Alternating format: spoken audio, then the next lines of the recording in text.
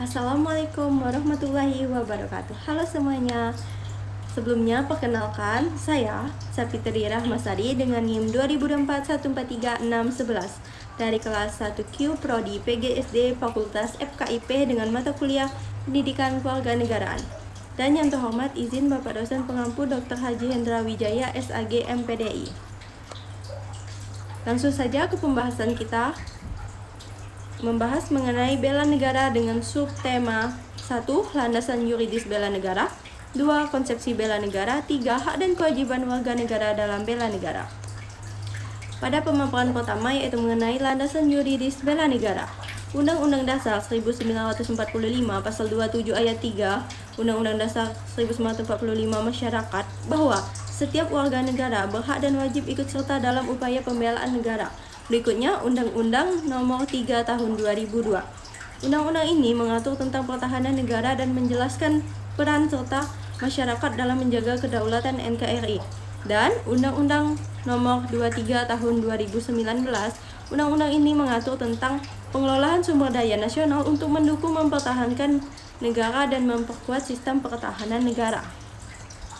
Berikutnya, konsepsi bela negara. 1. Cinta tanah air. Mencari tanah air berarti mencintai budaya, sejarah, dan kearifan lokal Indonesia. 2. Rela berkorban. Rela berkorban demi menjaga kedaulatan dan keutuhan NKRI merupakan bukti kecintaan terhadap bangsa dan kesadaran berbangsa dan bernegara.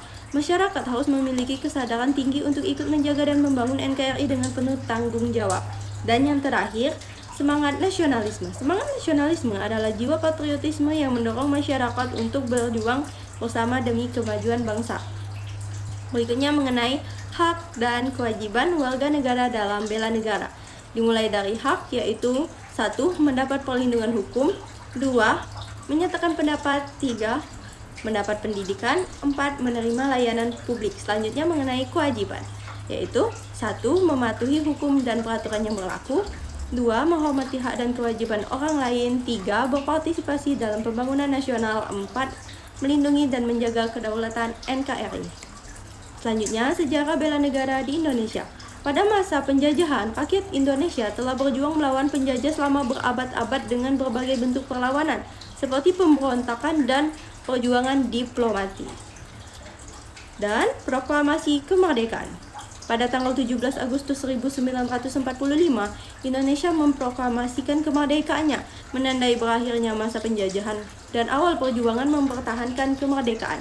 Dan selanjutnya pada masa Perang Kemerdekaan, Indonesia menghadapi berbagai tantangan dalam mempertahankan kemerdekaan, seperti agresi militer Belanda dan pemberontakan DI atau TII.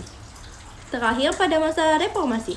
Reformasi 1998 membawa perubahan besar dalam sistem pemerintahan dan Indonesia terus menghadapi tantangan dalam membangun demokrasi dan menjaga stabilitas nasional.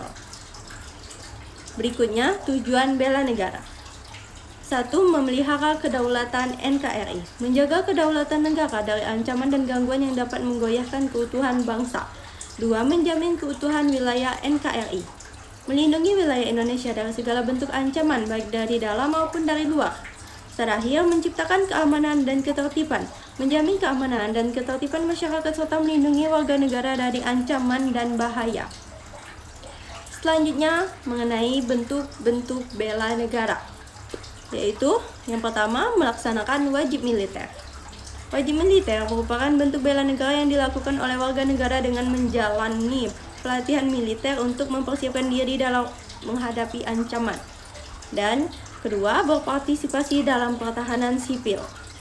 Pertahanan sipil melibatkan masyarakat dalam kegiatan mendukung upaya pertahanan negara seperti evakuasi, pertolongan pertama, dan penyelamatan.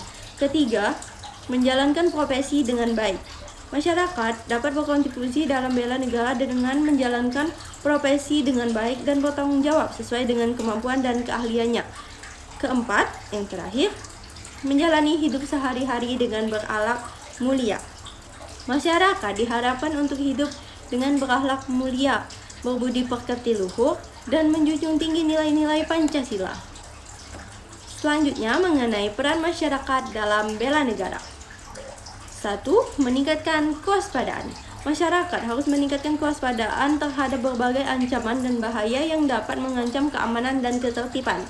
2. Membangun kerjasama. Masyarakat perlu membangun kerjasama dan solidaritas untuk menghadapi berbagai tantangan dan permasalahan bersama. 3. Meningkatkan pendidikan. Pendidikan merupakan kunci dalam membentuk warga negara yang berkarakter dan bertanggung jawab, sehingga mampu berperan aktif dalam bela negara. Keempat, menjunjung tinggi nasionalisme. Masyarakat harus memiliki semangat nasionalisme yang tinggi untuk menjaga dan memperkuat persatuan dan kesatuan bangsa. Sekian mengenai materi yang saya sampaikan hari ini tentang bela negara. Saya akhiri, jika mungkin ada yang kurang jelas dengan penjelasan saya tadi, akan saya lengkapi lagi.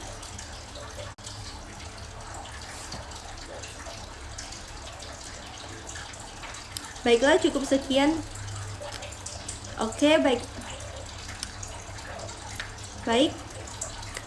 cukup sekian penjelasan saya mengenai materi yang sudah diberikan tentang bela negara. Saya ingin menutup pemaparan materi saya. Makasih kepada teman-teman semuanya yang sudah menonton video saya, dan saya izin pamit kepada Bapak dosen yang terhormat, Bapak dosen pengampu, Bapak Dr. Haji Hendra Wijaya SAG MPDI, yang sudah memberikan materi dan memberikan kesempatan saya untuk memaparkan materi mengenai hal ini hari ini. Saya pamit undur diri. Wassalamualaikum warahmatullahi wabarakatuh. Bye bye guys.